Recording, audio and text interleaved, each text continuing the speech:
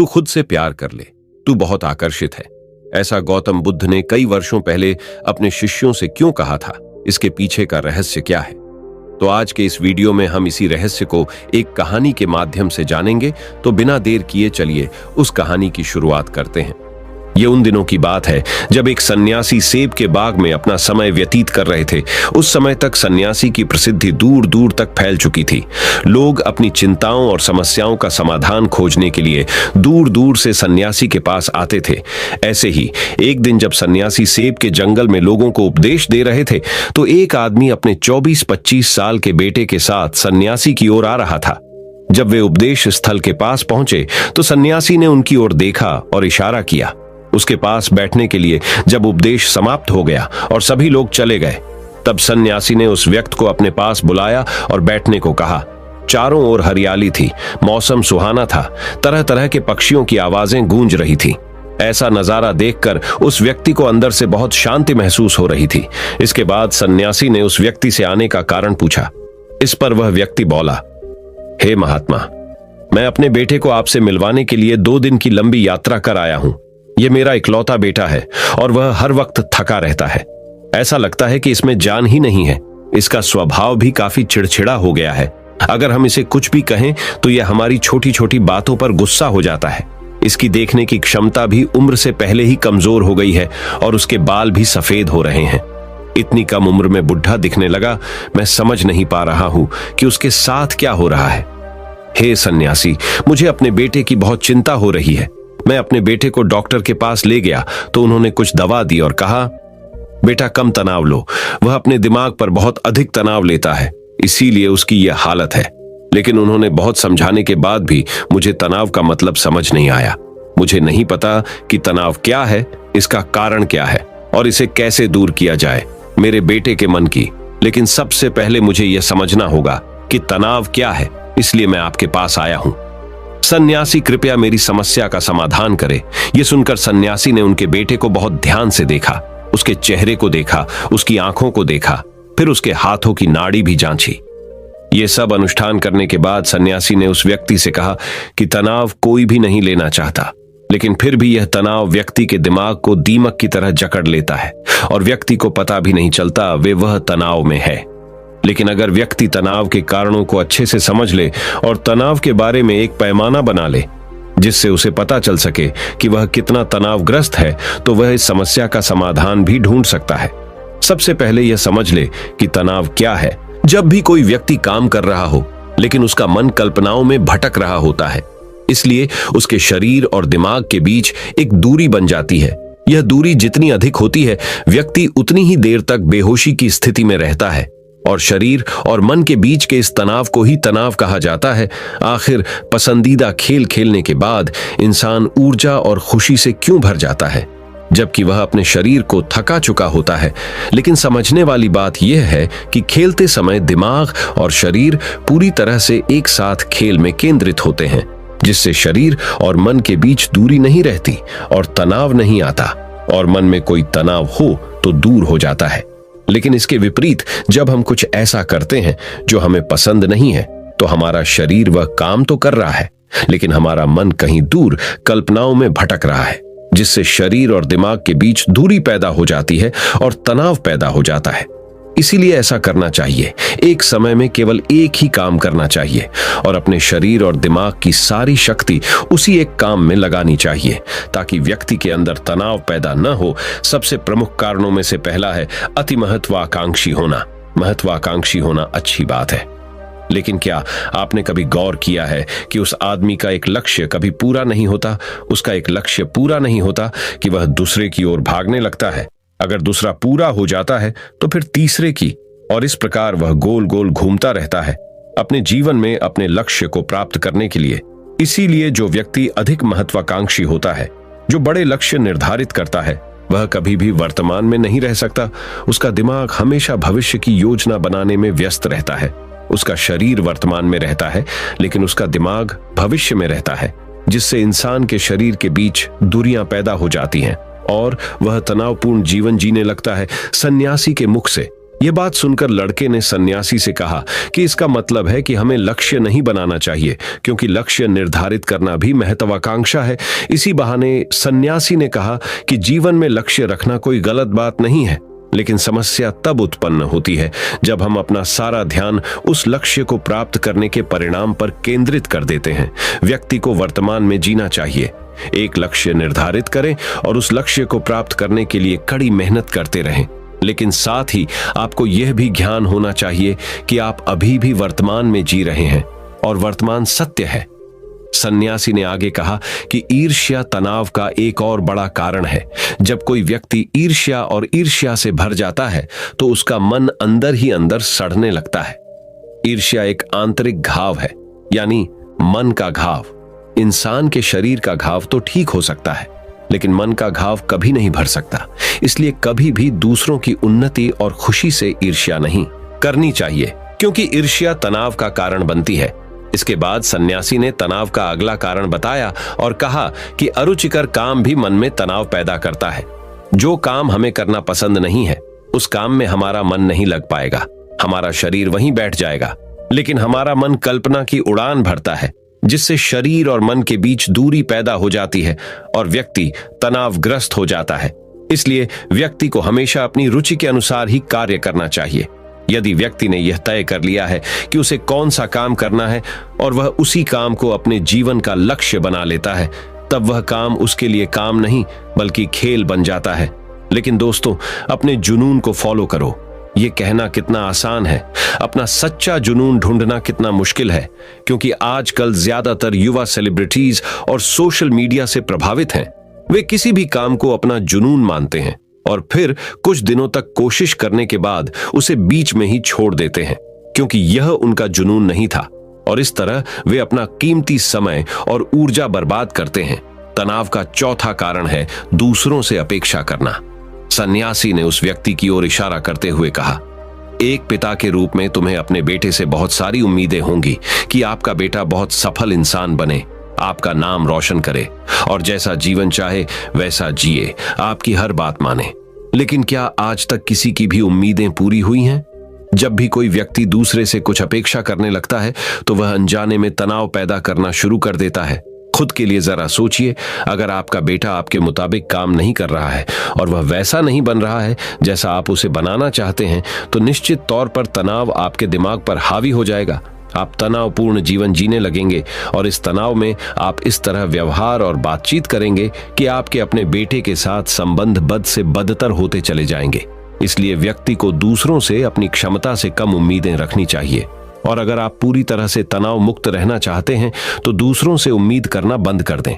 इसके बाद सन्यासी ने कहा कि शारीरिक कष्ट भी मनुष्य के तनाव का एक कारण है। जब कोई व्यक्ति किसी शारीरिक दर्द से गुजर रहा होता है तो उसका पूरा ध्यान उस दर्द पर होता है और वह सारा दिन बस अपने दर्द के बारे में ही सोचता रहता है, जिससे उसका मन दुखद विचारों से भर जाता है और ऐसे में व्यक्ति तनावग्रस्त रहने लगता है। ये सब सुनकर वह व्यक्ति बोला कि हे सन्यासी, शारीरिक कष्ट किसी भी व्यक्ति को हो सकता है, तो क्या वह व्यक्ति जीवन भर तनाव में रहेगा? इसका उत्तर देते हुए सन्यासी ने कहा कि मनुष्य को यह समझना चाहिए कि हमारा जीवन दुख का आधार है। जैसे जैसे हमारा जीवन चलता है, बीमारियां आती हैं और फिर अंत में मृत्यु आती है। इसलिए बीमारियां मानव जीवन का अभिन्न अंग है। इससे कोई नहीं बच सकता। यह बस किसी के जीवन में समय से पहले आता है और किसी के बाद आता है, लेकिन सबके पास आता है। जब मानव मस्तिष्क इस बात को अच्छी तरह से समझ जाएगा तो तब उसे अपनी बीमारी के बारे में सोचकर ज्यादा तनाव नहीं लेना चाहिए, क्योंकि यह हमारे जीवन का अभिन्न अंग है और इसके लिए शारीरिक व्यायाम का अभ्यास करते रहना चाहिए और स्वस्थ जीवन शैली को भी अपने जीवन में जगह देनी चाहिए, जिससे उनका शरीर लंबे समय तक स्वस्थ रहकर ठीक से काम कर सके। तनाव का अगला कारण है अपनी योजनाओं को समझने के लिए समय न देना।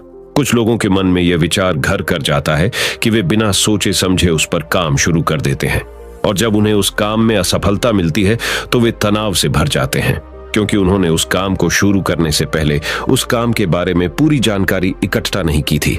किसी भी कार्य को शुरू करने से पहले व्यक्ति को उसके अच्छे और बुरे परिणाम के बारे में ठीक से विचार कर लेना चाहिए। व्यक्ति को यह भी अच्छे से सोचना चाहिए कि यदि यह योजना सफल नहीं हुई तो इसके बाद मैं क्या करूंगा।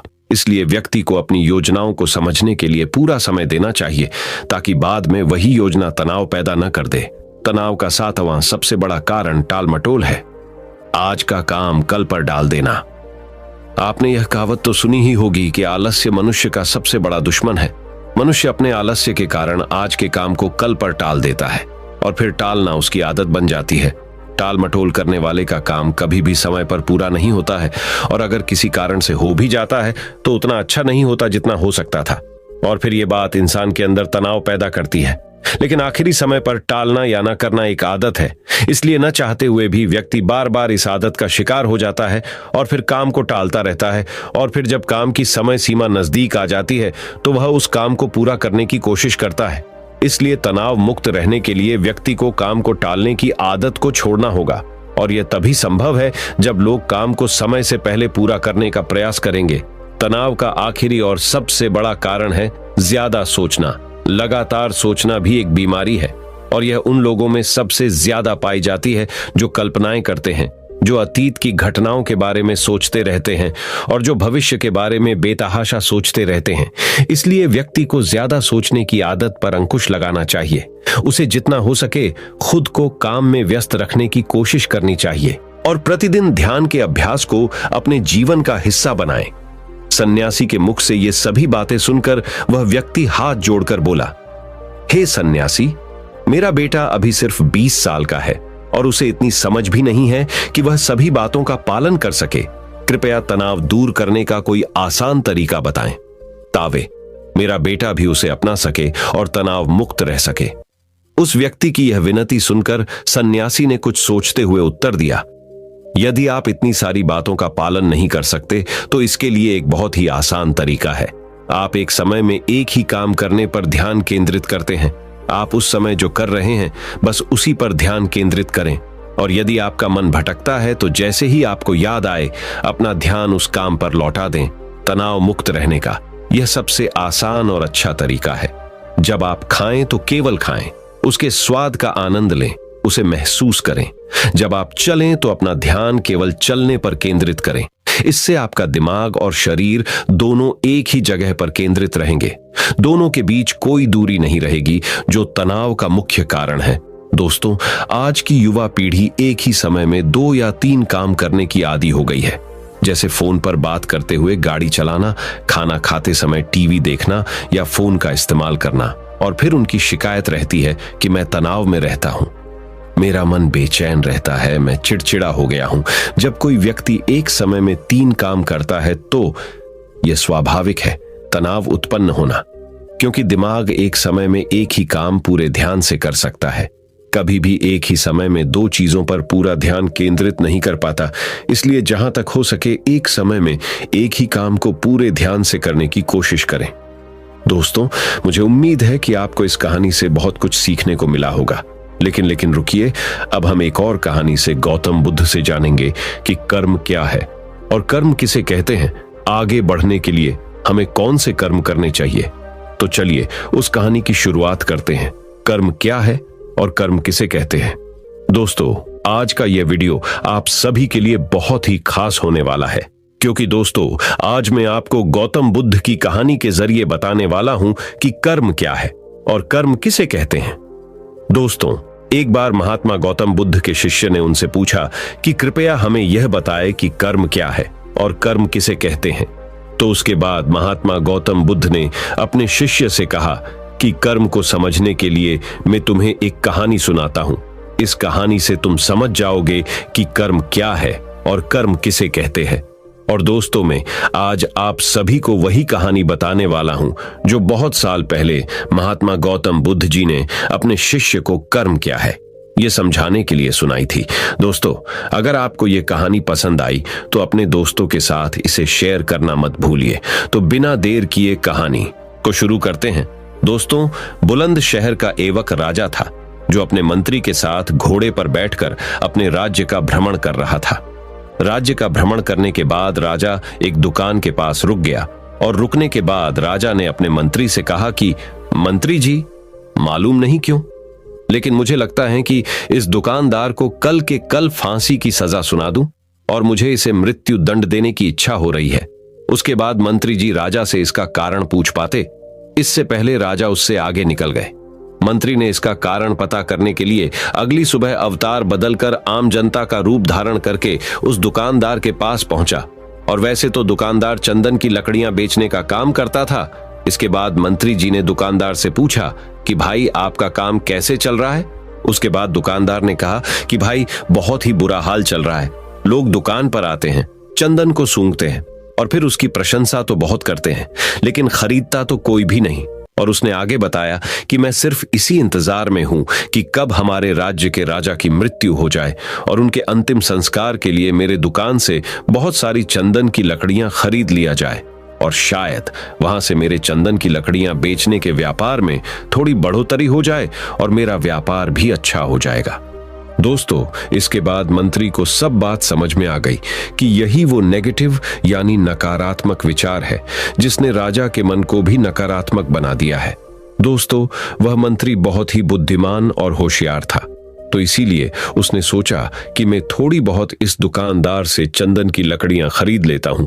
और उसके बाद उस मंत्री ने उस दुकानदार से पूछा कि क्या मैं आपके दुकान से थोड़ी बहुत चंदन की लकड़ियां खरीद सकता हूं। दुकानदार ये सुनकर बहुत खुश हो गया और उसने सोचा कि चलो, इतने समय से कुछ भी नहीं बिक रहा था। और उसके बाद उस दुकानदार ने कुछ चंदन की लकड़ियों को अच्छी तरह से पैक करके उस मंत्री जी को दे दिया। दोस्तों, उसके बाद मंत्री ने अगली सुबह राजा के दरबार में पहुंच गया और उसने राजा से कहा कि राजा, वो जो दुकानदार है ना, उसने कुछ चंदन की लकड़ियां आपके लिए तोहफे के रूप में भेजी है। ये बात सुनकर राजा बहुत खुश हुआ और मन ही मन सोचने लगे कि मैं बेकार में ही उस दुकानदार के बारे में गलत सोच रहा था। और उसने उन चंदन की लकड़ियों को हाथ में ले लिया और उसने उन चंदन की लकड़ियों को बहुत ही अच्छी तरह से सूंघ लिया और उसमें से बहुत ही अच्छी सुगंध आ रही थी। दोस्तों, राजा इससे बहुत ही ज्यादा खुश हुए और उसके बाद राजा ने अपने मंत्री के हाथों उस दुकानदार के लिए कुछ सोने के सीखे भेज दिए गए। उसी आम जनता का रूप धारण करके मंत्री जी अगली सुबह उस दुकानदार के पास चले गए और उसने वह सोने के सीखों को उस दुकानदार को दे दिया। दोस्तों, उसके बाद दुकानदार बहुत खुश हुआ और मन ही मन उसने सोचा कि मैं बेवजह अपने राज्य के राजा के बारे में गलत सोच रहा था। राजा तो बहुत ही ज्यादा दयालु है। और यहीं पर महात्मा गौतम बुद्ध जी ने कहानी को खत्म किया। ये कहानी जब खत्म हुई तब गौतम बुद्ध ने अपने शिष्यों से कहा कि अब आप बताएं कि कर्म क्या होता है। तब गौतम बुद्ध जी के सभी शिष्यों ने जवाब देते हुए कहा कि शब्द ही हमारे कर्म होते हैं और हम जो भी काम करते वही हमारे कर्म होते हैं और जो हमारी भावनाएं होती हैं वही हमारे कर्म होते हैं। महात्मा गौतम बुद्ध जी के सभी शिष्यों के जवाब को सुनने के बाद महात्मा गौतम बुद्ध ने कहा कि आपके विचार ही आपके कर्म हैं। अगर आपने अपने खुद के विचारों पर नियंत्रण पाना सीख लिया तब आप एक महान इंसान बन जाते हैं। जब आप अच्छा सोचते हैं तब आपके साथ अच्छा ही होता है और वो होता ही रहेगा। दोस्तों, इसीलिए मैं भी कहना चाहूंगा कि अगर आप अच्छा सोचोगे तो दूसरे लोग भी अपने आप आपके बारे में अच्छा सोचने लग जाएंगे। दोस्तों, अगर आप चाहे कि यह महात्मा गौतम बुद्ध जी की बातें और लोगों तक भी पहुंचे तो कर्म क्या है और कर्म किसे कहते हैं, इस लाइफ चेंजिंग वीडियो को अपने दोस्तों के साथ जरूर शेयर कीजिए। और ये कहानी आपको पसंद आई होगी तो नीचे कमेंट बॉक्स में कमेंट करके हमें जरूर बताएं कि ये कहानी आपको कैसी लगी। और हमारे चैनल को सब्सक्राइब करना ना भूले। इस वीडियो को देखने के लिए आपका बहुत बहुत धन्यवाद। नमो बुद्धाय।